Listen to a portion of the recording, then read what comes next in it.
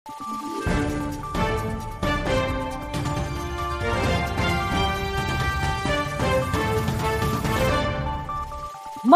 araw, Pilipinas! Ito ang Valiente News hatid sa inyo ng Office of the Vice President. Maliban sa Roxas Turil route, patuloy din ang pag-arangkada ng rutang Roxas-Lasang at vice versa ng libreng sakay programa sa Davao City. Ang kaginhawaan na ibinigay ng programa sa maraming commuter, saksihan natin sa ulat ni Maribeth Adlawan. Matapos ang mahigit 2 taon simula nang inilunsad ang libreng sakay program ng tanggapan ng pangalawang Pangulo, patuloy sa paghahatid serbisyo ang OVP libreng sakay buses sa mga Pilipinong commuter. Sa Davao City, 6 na beses sa isang linggo o Lunes hanggang Sabado ang biyahe ng OVP libreng sakay bus. 3 rota naman ang binabaybay nito at ito ang Roxas patungong Barangay Lasang tuwing Lunes at Martes. Turil hanggang Roxas at vice versa kada Miyerkules at Huwebes at Roxas Sukalinan vice versa tuwing Biyernes at Sabado.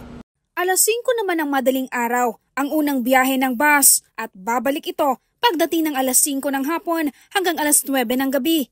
Dinisenyo rin ang bus para sa mga priority passengers tulad ng mga nagdadalang tao, may mga kapansanan at mga senior citizens. Mayroon ding mga CCTV sa loob ng bus at maging ng telebisyon upang malibang ang mga pasahero habang nasa biyahe. Sa kasalukuyan, mayroon ng 9 na OVP libreng sakay buses na umiikot sa buong bansa.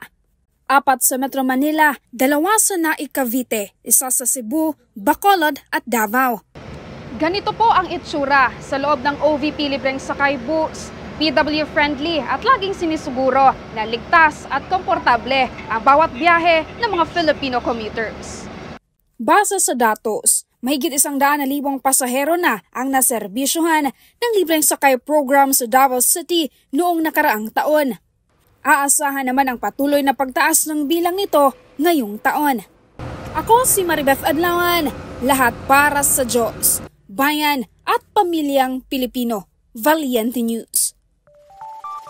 Kwento ng ilan pang commuters mula sa Davao City na naging suki na ng libreng sakay program ng OVP. Tunghayan sa susunod na episode. Ako si Claudette Loreto para sa makabuluhan, naninindigan at matapang na mga ulat at impormasyon.